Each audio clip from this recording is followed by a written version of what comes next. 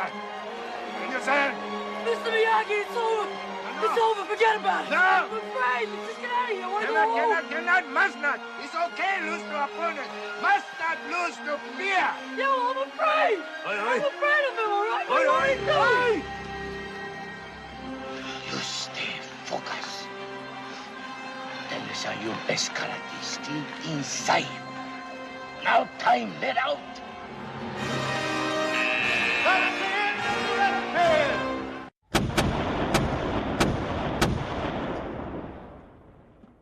Because of some scheduling issues, this broadside was actually recorded after the main episode.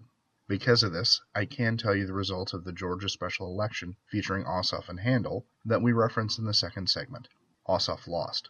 So, with defeats in Georgia, Kansas, Montana, and South Carolina, this brings the score to Republicans 4, Democrats 0 in special elections since Trump himself was elected. In most cases, the results were close, usually within a couple percentage points, but close only counts in horseshoes, hand grenades, and nuclear weapons. A loss is still a loss, no matter how narrow the margin. We can blame it on gerrymandering in South Carolina, or massive campaign spending, or that the Republicans will just simply pull the lever for red no matter what. Those things may all even be true, but it doesn't change the result. The Republicans will be emboldened.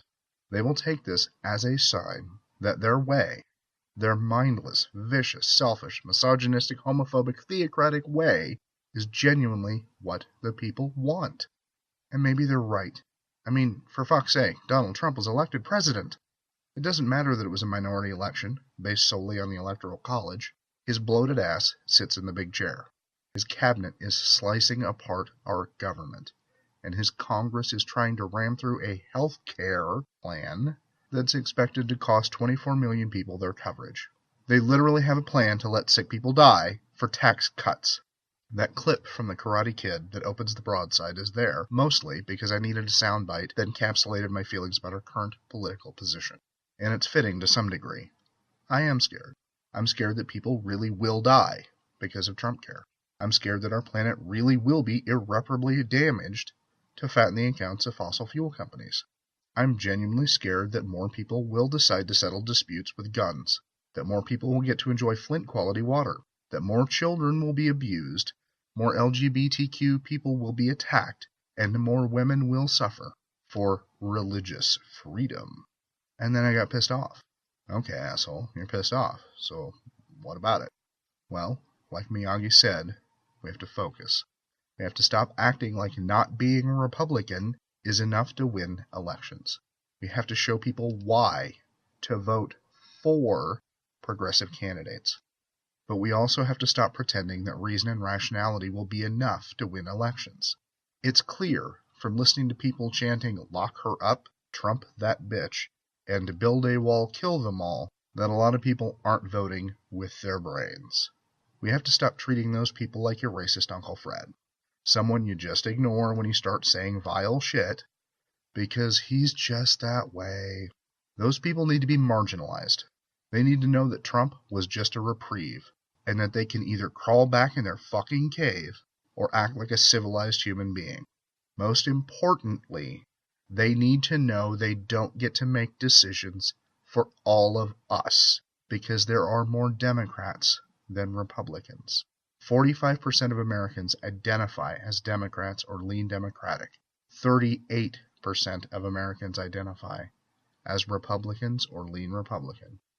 Progressives should have the lead. They should be able to keep that fucking lead. So why don't they? Because, quote, "Unfortunately for American democracy, in any given election year, an average of 13% of the House seats are uncontested." Let me repeat that. 13% of House seats are uncontested. Uncontested!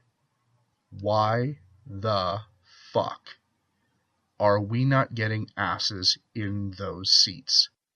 If you can hear me, and there's an uncontested seat in your fucking district in the next election, make it a goal to get a progressive in that seat. Find someone to run. If you can't, run yourself. This is not hyperbole. This is not whining. being a snowflake or being a sore loser. This is being a parent, a spouse, a human fucking being. We have to turn the tide if we don't want to drown in a sea of regressivism. We cannot be afraid. We can't just blindly rage. We have to focus. We have to fight, and we have to win. Because it really is a matter of life or death.